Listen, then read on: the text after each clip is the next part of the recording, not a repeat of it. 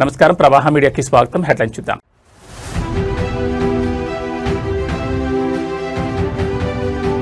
నందినగర్లో రాజకీయ సందడి. ఉమ్మడి రంగారెడ్డి జిల్లా నేతలకు కేటీఆర్ దిశానిర్దేశం.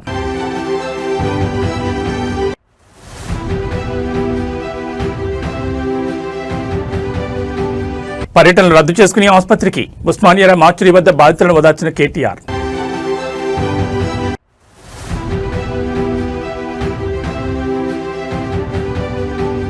జీఎన్ నాయుడు మృతి పట్ల సీఎం చంద్రబాబు, మంత్రి లోకేష్ తీవ్ర సంతాపం. నివాళులర్పించిన ముఖ్యమంత్రి.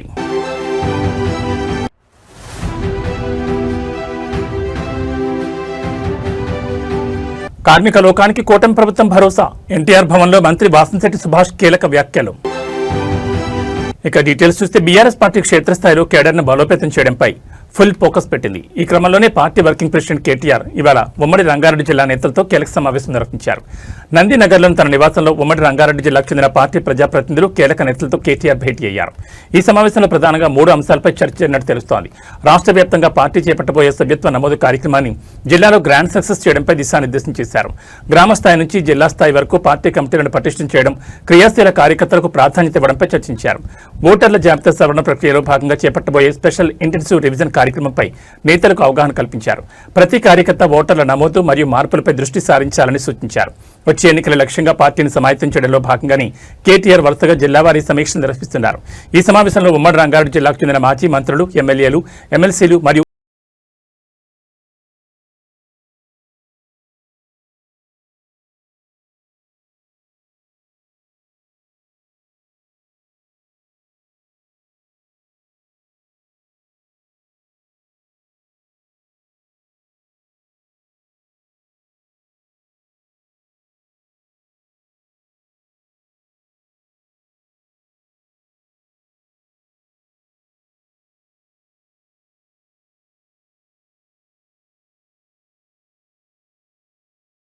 రోడ్డుపై జరిగిన ఘోర రోడ్డు ప్రమాదం తెలుగు రాష్ట్రాల్లో తీవ్ర విషాదాన్ని నింపింది. ఈ ప్రమాదంలో మృతి చెందిన 6 సిరిసిల్ల వాసులు పార్థివ దేహాలకు బీఆర్ఎస్ వర్కింగ్ ప్రెసిడెంట్ కేటీఆర్ నివాళులర్పించారు. ఉస్మానియా జనరల్ హాస్పిటల్ మార్చురీ వద్దకు చేరుకున్న ఆయన బాధిత కుటుంబాలను ఓదార్చారు. ప్రమాద వార్త తెలిసిన వెంటనే తన పర్యటనలను రద్దు చేసుకుని కేటీఆర్ ఉస్మానియా ఆసుపత్రికి చేరుకున్నారు. మార్చురీ వద్ద ఉన్న మృతదేహాలపై పూలమాలలు వేసి కేటీఆర్ ఘనంగా నివాళులర్పించారు. తమ వారిని కోల్పోయే పుట్టుడు దోకంలో ఉన్న కుటుంబ సభ్యులను ఆయన ఓదార్చారు. వారిని హత్తుకుని ధైర్యం చెప్పారు. బాధితులంతా తన సొంత నియోజకవర్గమైన సిరిసిల్లకు చెందిన వారు కావడంతో కేటీఆర్ తీవ్ర భావోద్వేగానికి లోనయ్యారు. పార్టీ పరంగా, వ్యక్తిగతంగా ఆ కుటుంబాలకు అండగా ఉంటామని ఈ సందర్భంగా హామీ ఇచ్చారు. ఒకే గ్రామానికి చెందిన 6 వ్యక్తులు మృతి చెందడంతో సిరిసిల్లలో విషాదచారాలు అమ్ముకున్నాయి. మృతదేహాలను త్వరగా వారి స్వగ్రామాలకు తరలించేలా చూడాలని అధికారులను కేటీఆర్ కోరారు.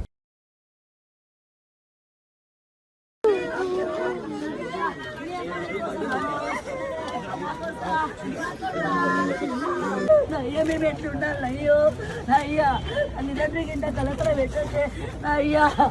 నా బిడ్డలు ఎట్లా మంచి పోవాలి అయ్యా. ఉన్న ముగ్గురు ఒక్కసారి పోతున్నదే అయ్యా. వాళ్ళ వంశం లేకుండా అయిపోయిందా నా అయ్యా.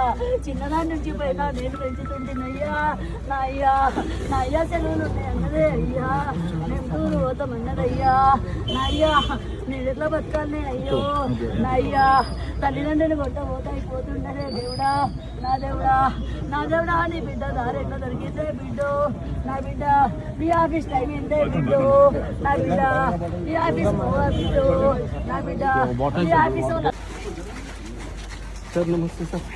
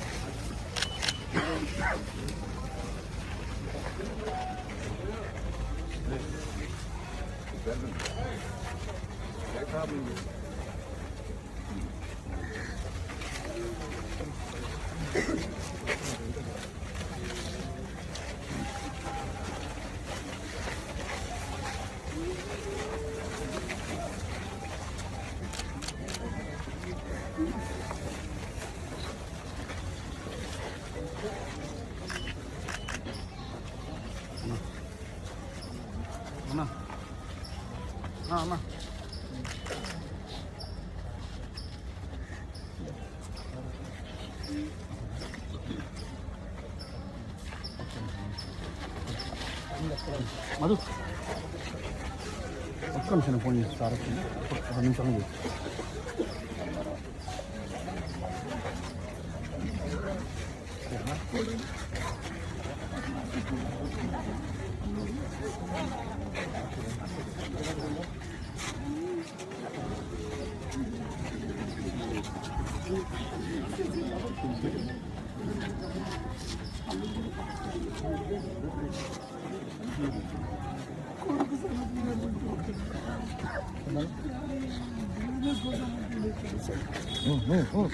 देखिए कौन ऑटो बोलता है दूसरा मोटर देते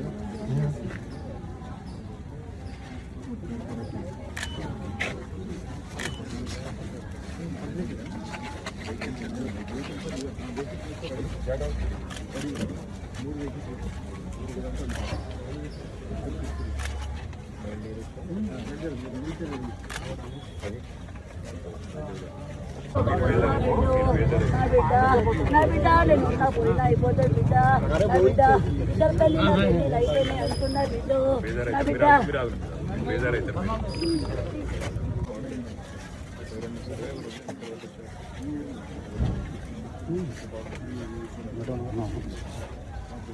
ఎవరు లేరంట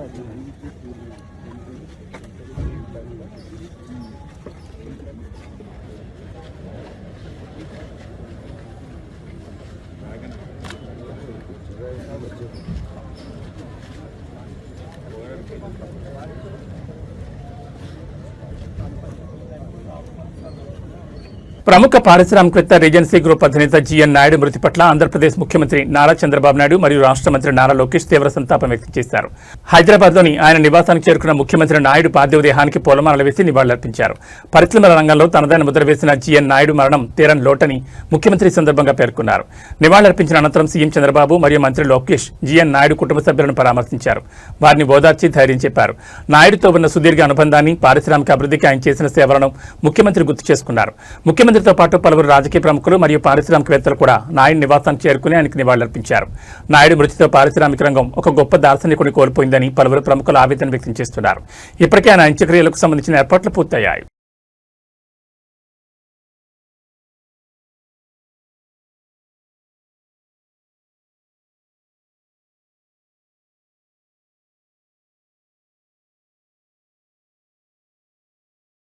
రాష్ట్రంలోని కార్మిక లోకానికి కూటమి ప్రభుత్వం అండగా ఉంటుందని కార్మిక శాఖ మంత్రి బాసంశెట్టి సుభాష్ స్పష్టం చేశారు. కార్మికుల సంక్షేమానికి తమ ప్రభుత్వం ఒక వారధిలా పనిచేస్తుందని ఆయన పేర్కొన్నారు. అమరావతిలోని ఎన్టీఆర్ భవన్ నుంచి ఆయన మీడియా ప్రతినిధులతో మాట్లాడారు. ఎన్టీఆర్ భవన్లో జరిగిన ఈ మీడియా సమావేశంలో మంత్రి పలు కీలక అంశాలు ప్రస్తావించారు. గత ప్రభుత్వ హయాంలో నిర్లక్ష్యానికి గురైన కార్మిక రంగాన్ని మళ్లీ గాడిలో పెడతామని, కార్మికుల సంక్షేమం కోసం ప్రత్యేక పథకాలు రూపొందిస్తున్నామని మంత్రి తెలిపారు. కార్మికులకు అందాల్సిన ఫలాలు నేరుగా వారికి చేరేలా పారదర్శకమైన విధానాన్ని అమలు చేస్తామని, ప్రభుత్వం వారికి ఎల్లప్పుడూ అందుబాటులో ఉంటుందని భరోసా ఇచ్చారు. ముఖ్యంగా భవన నిర్మాణ కార్మికుల సంక్షేమ నిధుల వినియోగంపై దృష్టి సారిస్తామని, వారి పెండింగ్ సమస్యలను త్వరితగతిన పరిష్కరిస్తామని హామీ ఇచ్చారు. ఈ సమావేశంలో మంత్రి సుభాష్తో పాటు పలువురు పార్టీ నేతలు పాల్గొన్నారు. కార్మికుల హక్కులను కాపాడడంలో కూటమి ప్రభుత్వం రాజీ పడబోదని ఆయన ఈ సందర్భంగా పునరుద్ఘాటించారు. అందరికీ నమస్కారం. ముందుగా అందరికీ అంతర్జాతీయ కార్మికుల దినోత్సవ శుభాకాంక్షలు తెలియజేసుకుంటూ, ఈరోజు సుమారు 22 నెలల వ్యవధిలో ఈ కార్మికుల భద్రత విషయంలో కానీ, ఆరోగ్య విషయంలో కానీ, ఇటు సంక్షేమ విషయంలో కానీ అనేక మార్పులు తీసుకుని వచ్చారు గౌరవ చంద్రబాబు నాయుడు గారు. నిరంతరం ఒక కార్మికుడిలాగా శ్రమిస్తూ మరి ఈ కార్మికుల ఆరోగ్యం, భద్రత విషయంలో నిరంతరం ఆలోచించే గౌరవ ముఖ్యమంత్రి నారా చంద్రబాబు నాయుడు గారు మరి నిన్న మేడే రోజున ఒక శుభవార్త చెప్పడం జరిగింది. లేబర్ అడ్డాస్ అనే 15 నగరాల్లో వెంటనే నిర్మించండి అని చెప్పడం జరిగింది. దీనివల్ల ఎవరైతే జట్టు కూలీలు కానీ, కార్మికులు కానీ మనం చూస్తూ ఉంటాం, చాలా సెంటర్లో నడి రోడ్డు మీద నిలబడి పనుల కోసం ఎవరన్నా యాజమాన్యం వస్తుంది కూలి పనుల కోసం అక్కడ చేసుకుందామని వెయిట్ చేయడం చూస్తూ ఉంటాం. దానివల్ల ప్రమాదాలకు కానీ మండు టెండలో వాళ్ళు నిలబడటం కానీ ఇవన్నీ జరుగుతూ ఉన్నాయి. వీళ్ళకి ఏదో చేయాలనే ఆలోచనతో మరి నారా చంద్రబాబు నాయుడు గారు లేబర్ అడ్డాస్ అనేవి 15 పైలట్ ప్రాజెక్టుల కింద 15 నగరాల్లో పెట్టమని చెప్పడం జరిగింది. దానివల్ల విశ్రాంతి తీసుకునే అవకాశం, అలాగే టాయిలెట్స్ ఉపయోగించుకునే అవకాశం, అలాగే వాళ్ళకి అక్కడ స్కిల్ ఇచ్చే అవకాశం. అంటే చంద్రబాబు నాయుడు గారు నాకు కావాల్సింది హార్డ్ వర్క్ కాదు స్మార్ట్ వర్క్ అని చెప్తా ఉన్నారు. కొత్తగా వచ్చిన పరికరాల్ని వాళ్ళు ఎలా యూజ్ చేయాలనేది స్కిల్ ఇవ్వడంతో పాటు కొంతమంది యాజమాన్యుల ద్వారా కొంత ఇన్ఫర్మేషన్ తీసుకుని వాళ్ళకి ఎంత లేబర్ కావాలి, జట్టు కూలీలు కావాలనేది అక్కడ డేటా ఉంటుంది. కాబట్టి వాళ్ళందరికీ కూడా పని దొరికే విధంగా, ఉపాధి కల్పించే విధంగా కూడా ఈ లేబర్ అడ్డాస్ ఉపయోగపడతాయి. మరి ఇది పైలట్ ప్రాజెక్ట్ కిందే చేస్తూ ఉన్నాం. ఈ పైలట్ ప్రాజెక్ట్ 15 పూర్తి అవగానే ఇంచుమించు ప్రతి కాన్స్టిట్యున్సీల్లో కూడా లేబర్ అడ్డాస్ అనేవి నిర్మించబోతూ ఉన్నాం. అదేవిధంగా ఈరోజున చూస్తూ ఉంటే పోలవరం కానీ అమరావతి నిర్మాణం కానీ పారిశ్రామిక కారిడార్లు కానీ లాజిస్టిక్స్ కానీ ఇలా మన రాష్ట్రంలో విస్తృతంగా అభివృద్ధి జరుగుతూ ఉంది. అభివృద్ధి పనులు జరుగుతూ ఉన్నాయి. కష్టజీవులకి చేతి నిండా పని దొరికే గొప్ప అవకాశం ఇదని తెలియజేసుకుంటా ఉన్నాను. అలాగే ఆల్రెడీ ఏదైతే 18 లక్షల మంది 20 లక్షల మంది భవన నిర్మాణ కార్మికులు ఉన్నారో వాళ్ళ జీవితాలని చిన్నాభిన్నం చేసింది గత వైసీపీ ప్రభుత్వం. 1214 మెమో పెట్టి వాళ్ళకు వస్తున్న సంక్షేమ పథకాలన్నీ ఆపడంతో పాటు ఇసుక బంగారంలో అమ్మటం వల్ల కనీసం సంవత్సరంలో 70-80 రోజుల మించి పనులు లేవు. అయితే ఈ మంచి ప్రభుత్వం వచ్చిన తర్వాత మరి సంక్షేమ పథకాలు వాళ్ళకి అందజేయడం జరుగుతుంది. ముఖ్యంగా వివాహ కానుక 40,000, ప్రసూతి సాయం 20,000, సహజ మరణానికి 60,000, అంత్యక్రియ ఖర్చుల కింద 20,000 రూపాయలు ఇవ్వటం జరుగుతుంది. భవన నిర్మాణ కార్మికులందరికీ కూడా అవి రిజిస్ట్రేషన్ చేసుకోవాల్సిన పరిస్థితి ఉంది. అది మనమిత్ర యాప్ అనే యాప్లో మీరు 55 రూపాయలు కట్టుకుని రిజిస్టర్ అయ్యే పరిస్థితి ఉంది. కాబట్టి అలాగే మనమిత్ర యాప్లో కూడా establishment registrations, trade union registrations, statutory returns, CESS payments ఇవన్నీ కూడా చేసుకునే వెసులుబాటుని ఈ మనమిత్ర యాప్ ద్వారా మేము కల్పిస్తూ ఉన్నాం. అయితే కార్మికుల ఆరోగ్యం పట్ల అసలు చిత్తశుద్ధి లేని ప్రభుత్వం వైఎస్ఆర్సీపీ ప్రభుత్వం. గత ప్రభుత్వంలో ఒక ఇటుకు కానీ గుప్పుడు ఇసుక కానీ వేసిన వైనం లేదు. ఈ 22 నెలల కాలంలో మేము తిరుపతి ఈఎస్ఐ ఆసుపత్రి 50 పడకల నుంచి 100 పడకలు అప్గ్రేడ్ చేయడం జరిగింది. అలాగే అచ్యుతాపురం 30 పడకల హాస్పిటల్ ఆల్రెడీ శంకుస్థాపన చేయడం జరిగింది. ప్రారంభోత్సవానికి కూడా రెడీగా ఉండటం జరిగింది. అలాగే గుంటూరులో 100 పడకల ఆసుపత్రి కోసం 6.35 ఎకరాలు, కర్నూలులో 30 పడకల ఆసుపత్రి కోసం 5.23 ఎకరాల భూమిని కేటాయించడం జరిగింది.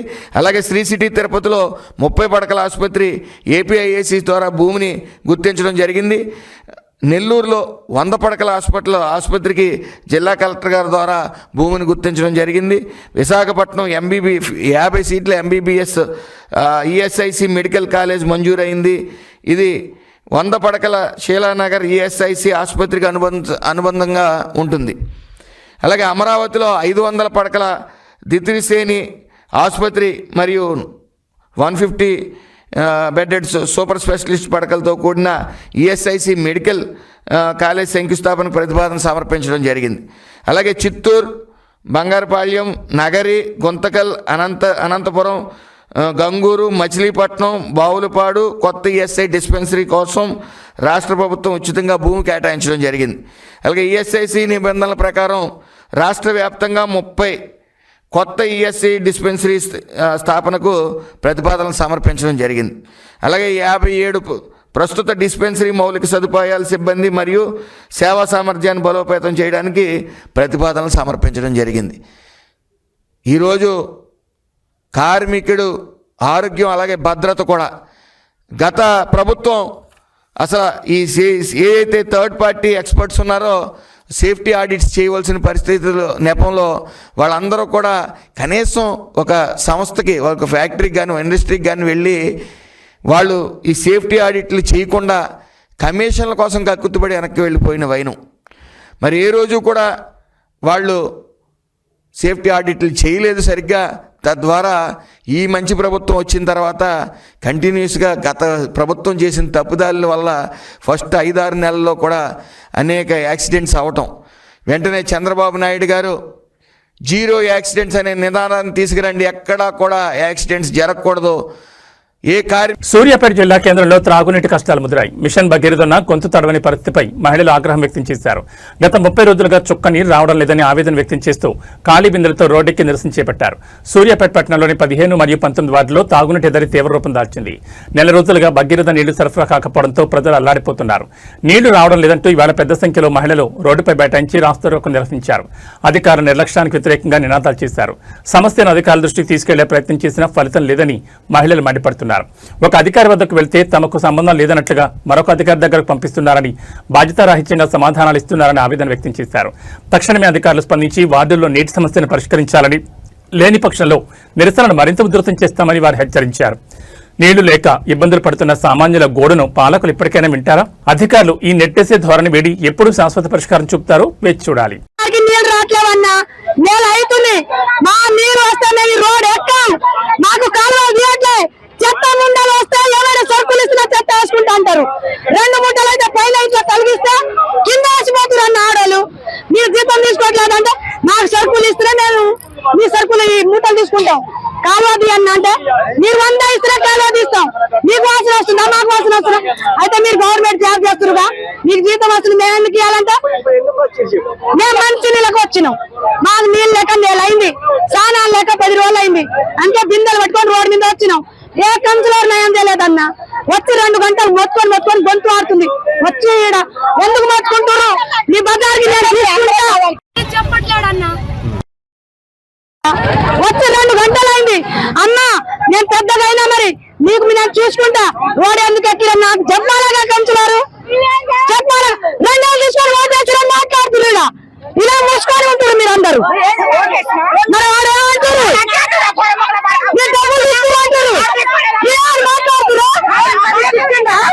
మాకు నీళ్ళు కావాలి, నీళ్ళు వస్తే మేము వాళ్ళ జోలికి పోం. 2 రోజులకి ఒక్కనాడు ఇడిచి పెట్టినా మాకు నీళ్ళు కావాలి, మాకు కావాలి, తేటం కావాలి. వాళ్ళ జోలికి మేము పోమన్నా, అది మా బాధ. నీళ్ళు రాక మాకు చిన్న చిన్న పిల్లలు నాకు కాలువలు లేవంటే కాలువలు లేవంటారు. 100 రూపాయలు ఇవ్వండి కాలువలు తీస్తామంటారు. మరి మాకు నీళ్ళ కొరకు కమిషన్ కాడికి పోమంటారు. ఏ కమిషన్ కాడికి పోవాలి? మేము ఎక్కడ పోవాలి? ఆయన ఇల్లు ఎక్కడో, ఆయన ఎక్కడో, ఆయన ఎవరో మాకేం తెలుసు? ఇక ఈయనకు చేసిన ఫోన్ ఎత్తుతలేడు. మరి ఎవరిని అడగాలి?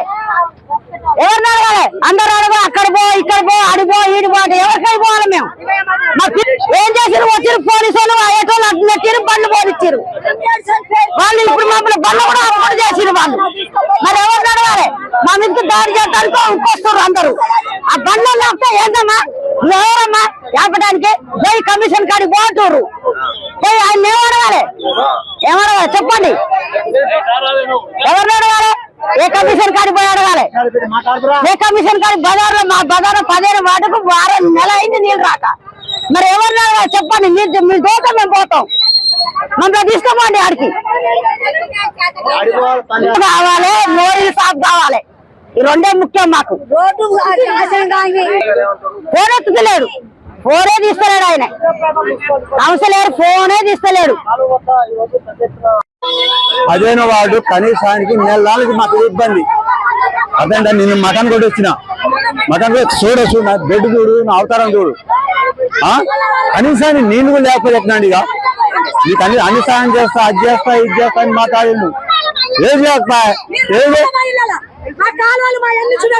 అధికారులు లేడు, ఎవ్వరు లేడు. అసలు వాడు కౌన్సిలర్ లేడు, వాడు కౌన్సిలర్ రాలే. ధర్నా చేస్తున్నాం, మేము ధర్నా చేస్తున్నాం. మా మున్సిపల్ కౌన్సిలర్ వస్తారో, వార్డు మెంబర్ వస్తారో, ఎవరు వస్తారో? ఇక అనంతపురం జిల్లా సింగనమల నియోజకవర్గంలో రాజకీయ సెగలు రేగుతున్నాయి. ప్రజా సమస్యలు వినాల్సిన ఎమ్మెల్యే ప్రశ్నించిన గొంతు నొక్కేసే ప్రయత్నం చేయడం ఇప్పుడు చర్చనీయాంశంగా మారింది. సమస్య చెప్పుకోవడానికి వచ్చిన సొంత పార్టీ కార్యకర్తని పోలీసులు ఈడ్చుకు వెళ్లడం నియోజకవర్గంలో కలకలం రేపుతోంది. సింగనమల నియోజకవర్గంలోని కనంపల్లి గ్రామంలో ఈ ఘటన చోటు చేసుకుంది. గ్రామానికి వచ్చిన టీడీపీ ఎమ్మెల్యే బండారు శ్రావణిని కలిసేందుకు ఒక కుటుంబం ప్రయత్నించింది. తమకున్న సమస్యలు పరిష్కరించాలని కోరుతూ వారు ఎమ్మెల్యే వద్దకు వెళ్లారు. ఈ క్రమంలో ఎమ్మెల్యే బండారు శ్రావణి సదరు కుటుంబంపై తీవ్ర ఆగ్రహం వ్యక్తం చేశారు. సమస్యను పరిష్కరించాల్సింది పోయి ప్రశ్నించేందుకు నిలదీశారు. సొంత పార్టీ కార్యకర్తను కూడా చూడకుండా ఎమ్మెల్యే ఆదేశాలతో పోలీసులు రంగప్రవేశం చేశారు. సదరు కార్యకర్తను పోలీసులు అక్కడి నుంచి ఈడ్చి పారేస్తూ బలవంతంగా అరెస్ట్ చేసి తీసుకెళ్లారు. నమ్మిన పార్టీ నేత వద్దకు వస్తే సమస్యలు తీరుతాయని ఆశించిన ఆ కార్యకర్తకు చివరికి అరెస్ట్ రూపంలో చేదు అనుభవం ఎదురైంది. ప్రస్తుతం ఈ ఘటనకు సంబంధించిన దృశ్యాలు సోషల్ మీడియాలో వైరల్ అవుతున్నాయి. ఎమ్మెల్యే తీరుపై నియోజకవర్గంలో భిన్నాభిప్రాయాలు వ్యక్తమవుతున్నాయి.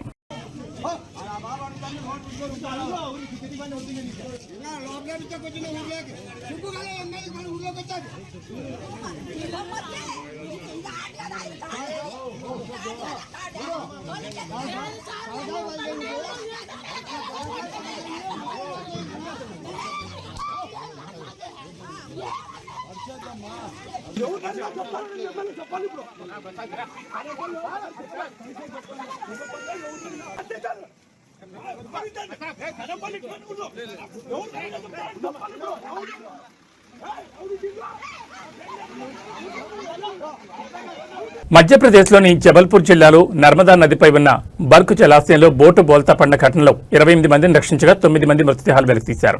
ఈ ప్రమాదానికి కొన్ని క్షణాల ముందు పర్యాటకులు హాహాకారాలు చేస్తున్న వీడియో తాజాగా వెలుగులోకి వచ్చింది. బోట్లోకి నీరు వస్తుండటంతో వారు భయాందోళన గురైన దృశ్యాలు ఆ వీడియోలో కనిపిస్తున్నాయి.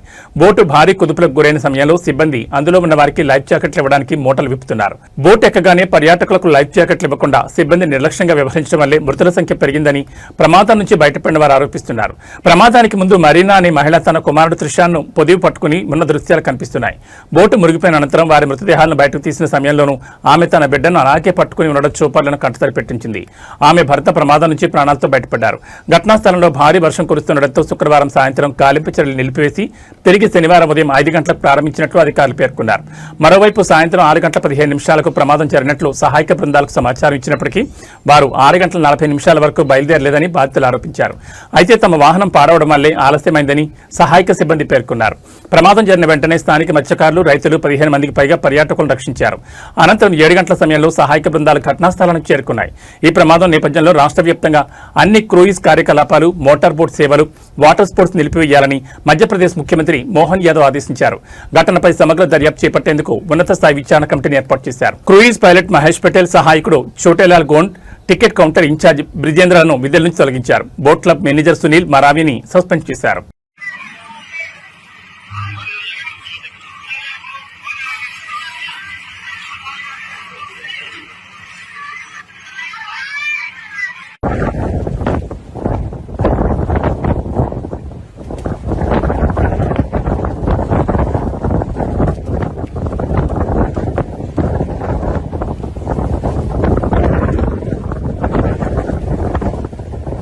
దుబ్బాకలో నిర్వహించిన ప్రజాపాలన కార్యక్రమం రణరంగంగా మారింది. రైతుల సమస్యలపై అధికారులను నిలదీస్తూ స్థానిక ఎమ్మెల్యే కొత్త ప్రభాకర్ రెడ్డి తీవ్ర ఆగ్రహం వ్యక్తం చేశారు.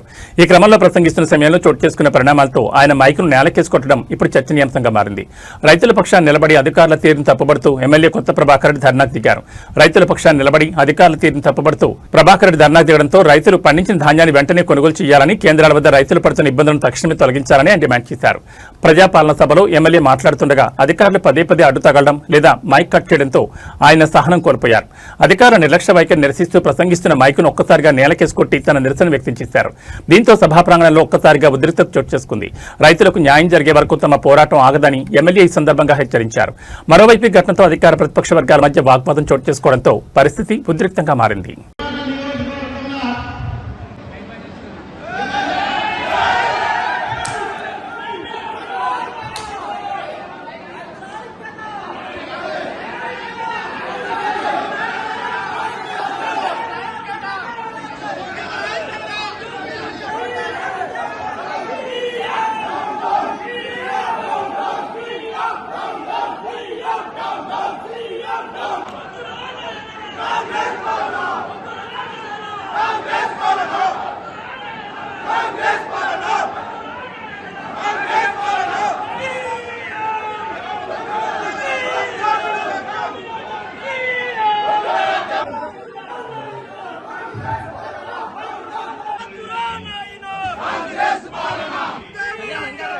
రాజకీయాల్లో గెలుపోటములు సహజమని, అయితే బలమైన ఆశయం ఉంటే అసాధ్యమైనది ఏదీ లేదని మాజీ ఎమ్మెల్సీ కవిత వ్యాఖ్యానించారు. గత చరిత్రను ఉదాహరిస్తూ రాబోయే రోజుల్లో బీఆర్ఎస్ పార్టీ మళ్లీ తన ప్రభావాన్ని చాటుతుందని ఆమె ధీమా వ్యక్తం చేశారు. మహబూబాబాద్లో నిర్వహించిన పార్టీ సమావేశంలో ఆమె చేసిన వ్యాఖ్యలు ఇప్పుడు రాజకీయ వర్గాలు ఆసక్తికరంగా మారాయి. పార్టీ శ్రేణుల్లో ఉత్సాహం నింపే ప్రయత్నంలో భాగంగా కవిత సంచలన వ్యాఖ్యలు చేశారు. ఒకనాడు ఎన్టీఆర్ తెలుగుదేశం పార్టీ పెట్టినప్పుడు రాజకీయ అనుభవం లేని అనామకులు సైతం ఘన విజయం సాధించారని ఆమె గుర్తు చేశారు. అదేవిధంగా కేసీఆర్ టీఆర్ఎస్ పార్టీని స్థాపించినప్పుడు కూడా సాధారణ కార్యకర్తలు అనామకులు సైతం ఎమ్మెల్యేలుగా గెలిచి చరిత్ర సృష్టించారని పేర్కొన్నారు. ఇప్పుడున్న రాజకీయ పరిస్థితుల్లో బీఆర్ఎస్ పార్టీ మళ్లీ పుంజుకుంటుందని, ఖచ్చితంగా తాము చరిత్రను సృష్టిస్తామని ఆమె కార్యకర్తలకు దిశానిర్దేశం చేశారు. ఓటమికి కుంగిపోకుండా మళ్లీ ప్రజల్లోకి వెళ్లి పార్టీ జెండాను రెపరెపలాడిస్తామని కవిత స్పష్టం చేశారు. ఉమ్మడి జిల్లా నేతలు, కార్యకర్తలు ఈ సమావేశంలో పెద్ద సంఖ్యలో పాల్గొన్నారు. ప్రజల వద్దకెళ్ళి గెలవాలనుకుంటున్నాం. ఒకనాడు ఎన్టీ రామారావు గారు పార్టీ పెట్టినప్పుడు అనామకులు గెలిచారు. ఇంకొకనాడు కేసీఆర్ గారు పార్టీ పెట్టినప్పుడు అనామకులు గెలిచారు. ఎప్పుడైనా ఒక కొత్త రెవల్యూషన్ వచ్చినప్పుడు ప్రతి 25 సంవత్సరాలకు ఒకసారి వచ్చే ఈ రెవల్యూషన్ ఇప్పుడు మేము కరెక్ట్గా చరిత్రలో సరైనటువంటి మలుపులో నిలబడి ఉన్నాం. చరిత్ర సృష్టిస్తామనేటటువంటి విశ్వాసం మాకున్నది. Thank you. Madam, KCR TRS launch చేసినప్పుడు ఇది ఫక్తు రాజకీయ పార్టీ కాదు అని అన్నాడు. తర్వాత he said yes we're a political party. No, మీరు జాగృతి స్టార్ట్ చేసినప్పుడు it started off as a cultural organisation.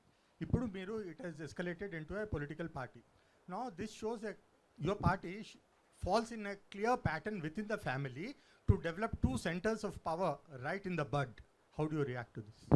Well, you are very wrong. I am sorry to say that, because I was suspended from BRS party without even being asked for an explanation. For any political party that is run under the Constitution of India, it is my democratic right to be at least given a show cause notice asking for whatever I have done or whatever I have commented or whatever reasons. See, there are other people right now, like Mr. XMLA, Mr. Rohit Reddy. He's in various cases. He's only been given a show cause notice. అంటే ఒక రాజ్యాంగబద్ధంగా నడిచేటటువంటి పార్టీలో ఎవరన్నా తప్పు చేసినారు అనుకుంటే suspend డైరెక్ట్గా చేయడం అన్నది కరెక్ట్ కాదు. పొలిటికల్ నోటీస్ ఇవ్వాల్సింది. ఇవాళ ఎక్స్ఎమ్మెల్యే రోహిత్ రెడ్డి గారి మీద రకరకాల ఆరోపణలు వస్తున్నాయి. ఆయనకు షో కాజ్ నోటీస్ ఇచ్చిర్రు. మరి నేను ఏం తప్పు చేసినా నాకు తెలియదు, నన్ను అయితే డైరెక్ట్గా సస్పెండ్ చేసిండ్రు. ఏ రోజైతే బీఆర్ఎస్ పార్టీ నన్ను సస్పెండ్ చేసిందో, ప్రజా జీవితంలో ఉండాలనుకునే ఒక వ్యక్తిగా నాకు తెలుసు ఈ రాష్ట్రంలో బీజేపీ ఎన్నటికీ మేలు చేయదు, నాకు తెలిసి ఈ రాష్ట్రంలో కాంగ్రెస్ ఎన్నటికీ మేలు చేయదు. ఎందుకంటే మొత్తం ఉన్న తెలంగాణను ఆంధ్రాలో కలిపిందే కాంగ్రెస్. 2004లో పొత్తు పెట్టుకొని 2014 దాకా సాగదీసి 1200 మందిని చంపిందే కాంగ్రెస్. వచ్చిన తర్వాత కూడా ఇప్పుడు కాంగ్రెస్ ప్రభుత్వం వచ్చిన ఈ 2.5 ఏళ్లలో కూడా గోస తప్ప ఇంకోటి లేదు. సో నాకు కాంగ్రెస్ ఆప్షన్ కాదు, బీజేపీ ఆప్షన్ కాదు. మరి నేను ప్రజా జీవితంలో ఉండాలనుకునే వ్యక్తిగా నేను ఒక పొలిటికల్ అవుట్ఫిట్ పెట్టుకొని ప్రజల ఆశీర్వాదం కోసం వెళ్తూ ఉన్నా. సో ఇది రెండు కనెక్టెడే కదా అని మీరు మాట్లాడితే అది చాలా తప్పండి. మీ ప్రశ్న తప్పని నేను చాలా వినయపూర్వకంగా చెప్తా ఉన్నాను. ఎందుకంటే బీఆర్ఎస్ పార్టీ నన్ను వద్దనుకున్నది. నేను మాత్రం నా తెలంగాణ ప్రజల దగ్గరికి, కుటుంబ సభ్యుల దగ్గరికి వెళ్తున్నా. వాళ్ళు ఆదరిస్తారో మరి నన్ను ఏం చేస్తారో అది ప్రజల ఇష్టం, వారికే వదిలేస్తాను. Thank you. హైదరాబాద్ కు తలమానికంగా భావించే ఔటర్ రింగ్ రోడ్ ఇప్పుడు ప్రయాణికుల పాలిట మృత్యుపాసంగా మారుతోంది. గత 10 ఏళ్ల గణాంకాలను పరిశీలిస్తే భయంకరమైన నిజాలు వెలుగులోకి వస్తున్నాయి. వేగంగా వెళ్లడమే కాదు, ప్రాణాలను కూడా అంతే వేగంగా గాల్లో కలిపేస్తున్న ఈ రహదారిపై ప్రమాదాల తీవ్రత ఆందోళన కలిగిస్తోంది. నగరం చుట్టూ ఉన్న 158 కిలోమీటర్ల ఈ ఔటర్ రింగ్ రోడ్పై గడిచిన 10 ఏళ్లలో జరిగిన ప్రమాదాల సంఖ్య అక్షరాల 10,000 మార్కును దాటేసింది. అధికారిక లెక్కల ప్రకారం 10 ఏళ్ల కాలంలో మొత్తం 10,666 ప్రమాదాలు చోటు చేసుకున్నాయి. అంటే ఏడాదికి సగటున 1000కి పైగా ప్రమాదాలు జరుగుతున్నాయి. అతి వేగం, అజాగ్రత్తగా డ్రైవింగ్ చేయడం, నిబంధనలకు విరుద్ధంగా వాహనాలు నిలపడం మరియు టైర్లు పేలిపోవడం వంటి కారణాల వల్ల ఈ ఘోరాలు జరుగుతున్నట్లు అధికారులు గుర్తించారు. ఈ ప్రమాదాల్లో వందలాది మంది ప్రాణాలు కోల్పోగా వేల సంఖ్యలో ప్రయాణికులు క్షతగాత్రులయ్యారు. గడిచిన కొద్ది రోజులుగా ఓఆర్ఆర్పై వరుస ప్రమాదాలు జరుగుతుండటంతో ప్రయాణికుల్లో భయం నెలకొంది. ప్రభుత్వం, అధికారులు ఎన్ని చర్యలు తీసుకుంటున్నా, ఎన్ని నిబంధనలు పెడుతున్నా ప్రమాదాల జోరు మాత్రం ఆగడం లేదు. ఔటర్ రింగ్ రోడ్పై ప్రయాణించే వారు తమ వేగాన్ని నియంత్రించుకోవాలని, ట్రాఫిక్ రూల్స్ పాటించాలని నిపుణులు హెచ్చరిస్తున్నారు.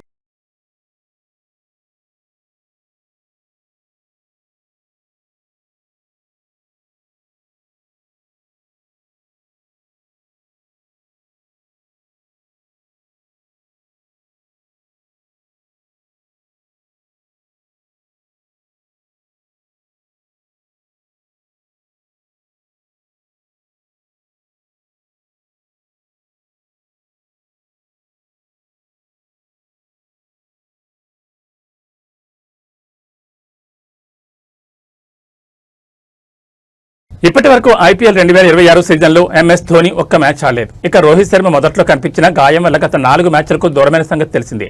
ఇవాళ చెపాక్ వేదికగా సిఎస్కే ముంబై మ్యాచ్ జరగనుంది. ఈ ఇద్దరు స్టార్ క్రికెటర్లు కలిసిన వీడియోలు వైరల్ అయ్యాయి. వారితో పాటు సూర్యకుమార్ యాదవ్ జత కలిశాడు. ఈ క్రమంలో ధోని, రోహిత్ బరిలోకి దిగుతారా లేదా అనేది అభిమానుల్లో నెలకొన్న సందేహాలను ఆయా జట్ల కోచ్లు నివృత్తి చేశారు. ముంబై ప్రధాన coach Mahela Jayawardene, Chennai Super Kings batting coach Mike Hussey స్పందించారు. ఎంఎస్ ధోని బాగున్నాడు, తప్పకుండా మ్యాచ్లు ఆడతాడు. అయితే ఇవాళ ముంబైతో బరిలో దిగుతాడా అనేది ఇప్పుడే చెప్పలేను. గాయం నుంచి కోలుకుంటున్న తీరు బాగుంది. అతడి బ్యాటింగ్, కీపింగ్ నైపుణ్యంపై మాకు ఎలాంటి అనుమానం లేదు. ఇప్పటికీ అతనికి మంచి రన్నింగ్ పవర్ ఉంది అని బ్యాటింగ్ కోచ్ మైక్ హస్సీ తెలిపాడు. 44 ఏళ్ల ధోని దాదాపు ప్రతి మ్యాచ్ సమయంలోనూ ప్రాక్టీస్ చేస్తూ కనిపించారు. అయితే గాయం తిరగబెట్టడంతో కొన్ని మ్యాచ్లకు దూరం అవుతాడని ఐపీఎల్ ప్రారంభానికి కొన్ని రోజుల ముందే సిఎస్కే ప్రకటించడంతో అభిమానులు తీవ్ర నిరుత్సాహానికి గురయ్యారు. రోహిత్ శర్మ గాయం నుంచి కోరుకున్నాడు. అందుకోసం చాలా కష్టపడ్డాడు. రోజు మెడికల్ టీం పర్యవేక్షిస్తోంది. మ్యాచ్ సమయానికి ఎలా ఉంటాడనేది గమనిస్తాం. అప్పుడు నిర్ణయం తీసుకుంటాం. అతని విషయంలో మెడికల్ టీం ఏం చెప్తే అదే పాటిస్తాం అని ముంబై ఇండియన్స్ ప్రధాన కోచ్ మహేల జయవర్ధన్ వెల్లడించారు. ప్రస్తుతం పాయింట్ల పట్టికలో సిఎస్కే 7వ స్థానంలో ఉంది. 8 మ్యాచ్లు ఆడిన చెన్నై 3 విజయాలు నమోదు చేసింది. ఇక ముంబై ఇండియన్స్ పరిస్థితి మరీ ఘోరంగా ఉంది. ముంబై 8 మ్యాచ్లు ఆడి కేవలం 2 గెలిచింది. పాయింట్ల పట్టికలో 9వ స్థానంలో కొనసాగుతోంది. ప్లే ఆఫ్స్ రేసులో నిలవాలంటే ఇరు జట్లకు ప్రతి మ్యాచ్ కీలకమే.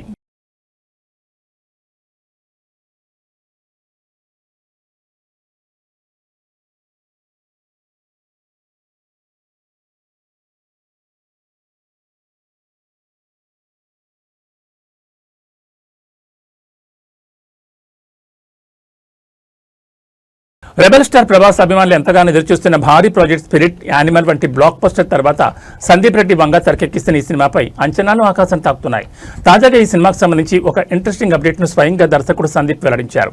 ఈ చిత్రానికి ప్రముఖ గీత రచయిత అనంత శ్రీరామ్ సాహిత్యం అందించబోతున్నారు. ప్రభాస్ ను ఒక పవర్ఫుల్ పోలీస్ ఆఫీసర్ గా చూపించబోతున్న స్పిరిట్ మూవీకి సంబంధించి ప్రతి చిన్న విషయం నెట్టింట వైరల్ అవుతోంది.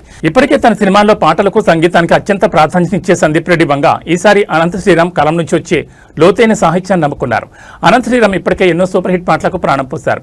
ఇప్పుడు స్పిరిట్ వంటి హై వోల్టేజ్ యాక్షన్ డ్రామాలో ఆయన సాహిత్యం ఎలాంటి మ్యాజిక్ చేయబోతుందోనని సంగీత ప్రియులు ఆసక్తిగా ఎదురుచూస్తున్నారు. ప్రభాస్ కెరీర్లో 25వ సినిమాగా రాబోతున్న ఈ చిత్రం త్వరలోనే సెట్స్ పైకి వెళ్లేందుకు సిద్ధమవుతోంది. Sandeep Reddy Vanga taking, Prabhas make over, దానికి తోడు అనంత శ్రీరామ్ సాహిత్యం తోడవడంతో స్పిరిట్ మ్యూజికల్ గా కూడా గూస్ బంప్స్ తెప్పించడం ఖాయంగా కనిపిస్తోంది. ఈ సినిమా గురించి మరిన్ని అప్డేట్స్ కోసం ఫ్యాన్స్ ఈగర్ గా వెయిట్ చేస్తున్నారు. Good evening everybody. Anant Sriram garu మన తెలుగు ఇండస్ట్రీకి దొరికిన ఒక రేర్ పోయట్ అని నా ఫీలింగ్, ఒక రేర్ కవి.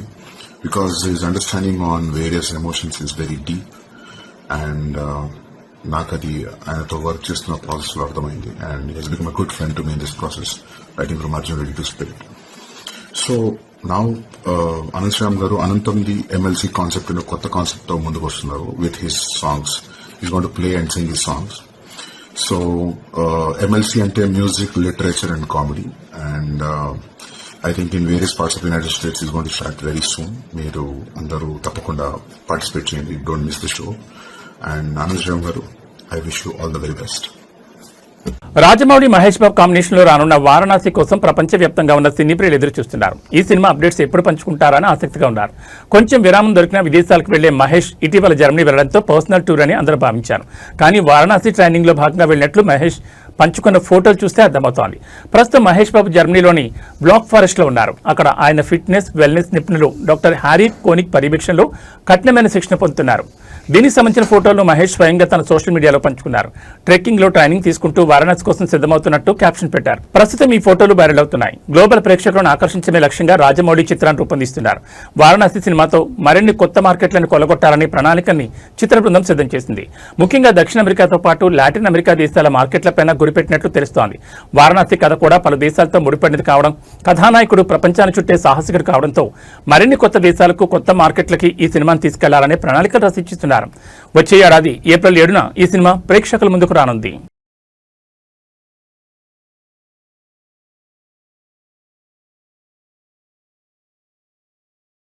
ఏబీ బులెటిన్ విశేషాలు. నమస్కారం.